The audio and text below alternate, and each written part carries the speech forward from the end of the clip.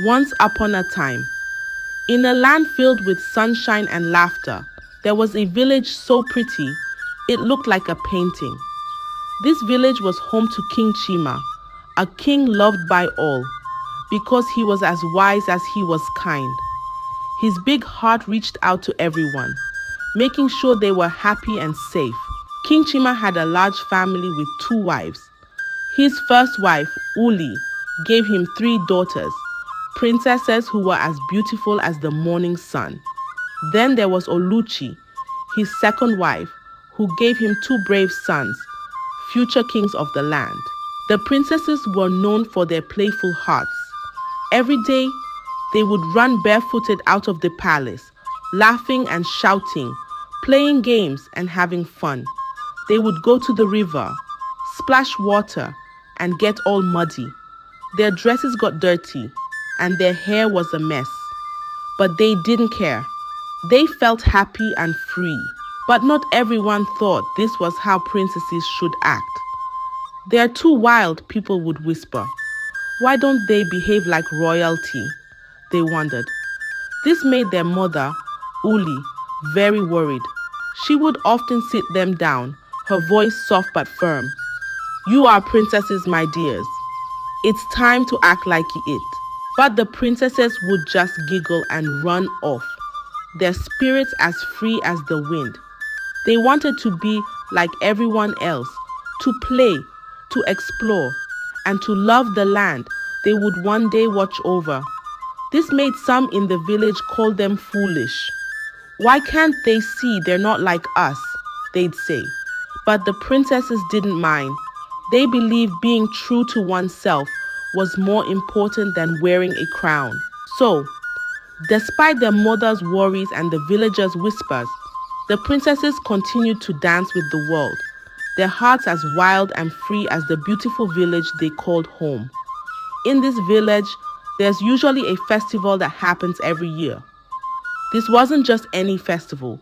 It was for the princesses' brothers, to find brides.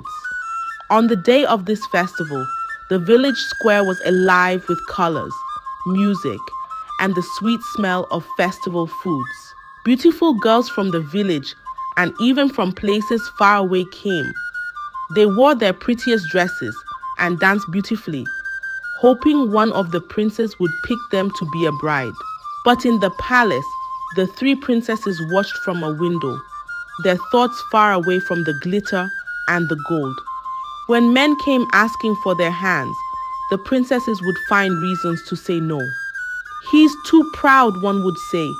"He thinks his gold can buy love," another would sigh.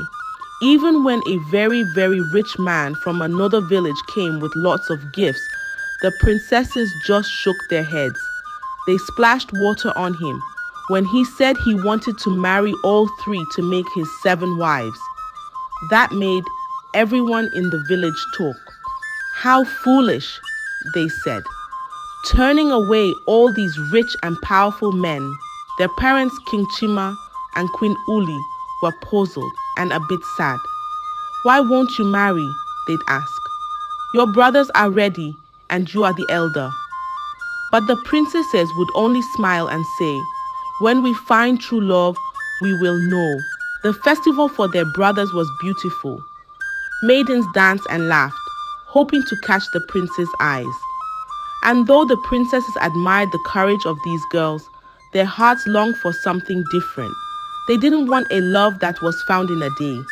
They wanted a love that understood them, that saw beyond their crowns. As the festival ended and the princes found their brides, the village talked even more. "What will become of the 3 foolish princesses?" they whispered. But the princesses weren't worried. They believed in their hearts that true love wasn't something you could find in a festival. It was something that found you, in its own time and its own way. As the seasons changed and the moon danced its way through the sky, the princesses grew into beautiful young women. They watched the leaves turn from green to gold, thinking about love, about what it meant to them. They saw their brothers happy with their brides, and something stirred in their hearts. Maybe, just maybe, It was time to open their hearts to love. But it had to be true love, the kind that saw them for who they really were. One evening, under a sky filled with stars, the princesses went to their father, King Chima. They had a request, one that made the king's eyebrows rise in surprise. "Father," they said, their voices echoing with hope, "we want a festival of our own, a festival where men can show us their talents and skills. We want to find love, but it must be true love." King Chima looked into their eyes, seeing the earnestness shining back at him. He knew his daughters were different, their spirits free and wild. First he thought this was not a part of the tradition of the land, but nevertheless he thought maybe this was their way of finding love. So, with a nod and a heart full of hope, he agreed. "Let there be a festival," he announced, and the village stirred with excitement once more. Word spread like wildfire. From the corners of the village to lands far away, suitors prepared to win the hearts of the three princesses. They practiced their skills, polished their talents, and dreamt of love. The village buzzed with anticipation. Tailors sewed fine clothes, chefs prepared feasts, and musicians tuned their instruments. This was going to be a festival like no other. The princesses watched as the village transformed. They saw the eagerness in the eyes of the suitors, the joy in the hearts of the villagers. They didn't know what the festival would bring, but they felt a flutter of excitement in their own hearts. Maybe, just maybe, among the jesters, the poets, and the warriors, they would find the ones who could see beyond the crowns, the ones who could see them. As the day of the festival drew near, the air filled with a sense of wonder. The princesses looked at each other, their smiles saying what words could not. They were ready to step into the unknown, ready to find love, but only if it was true. The village waited. The suitors readied themselves, and the stars watched from above. It was the beginning of something magical, something that could change their lives forever. The day of the grand festival arrived, shining bright with the sun's smile. The village square was alive, buzzing like a beehive with excitement. Men from the village and lands far away came, their hearts set on winning the princesses. They came dressed in their finest, muscles gleaming, smiles wide, and gifts in hand. Some brought gold, others boasted of their lands, and many showed off their strength and beauty, each hoping to catch the eye of a princess. The princesses watched quietly, their eyes sparkling with mischief. They saw the efforts of the suitors, each trying to outdo the other. But deep in their hearts, they knew that gold and strength were not what they sought. They wanted someone who could see beyond the surface, who could understand their hearts. So, as the sun began to dip, casting golden light across the village, the princesses stood before the crowd. "We have a challenge," they announced, their voices clear and strong. "To win our hearts, you must do more than show your wealth or strength. You must guess our real names." A hush fell over the crowd. Names? But who knew the princesses' names? They were known far and wide as the three foolish princesses. Their real names a mystery lost to all. The suitors were stunned. Guess their names. It was a task that seemed impossible. They had prepared to show their might and wealth, not to guess names. Murmurs spread through the crowd, a mix of confusion and curiosity. How could they find the names of the princesses? But the princesses stood firm, their challenge hanging in the air like a riddle. It was a test not of wealth or strength, but of wisdom and patience. They wanted to see who would look beyond the titles, who would take the time to truly know them. The village buzzed with questions. How will they find the names? Is it a quest? A puzzle? The suitors looked at each other, their confidence shaken. The princesses watched, a smile playing on their lips. They had turned the tables, challenging the suitors to look beyond the surface to seek a deeper connection. As the festival ended, the suitors left with their minds buzzing. They had come to show off their best, only to be met with a challenge they had not expected.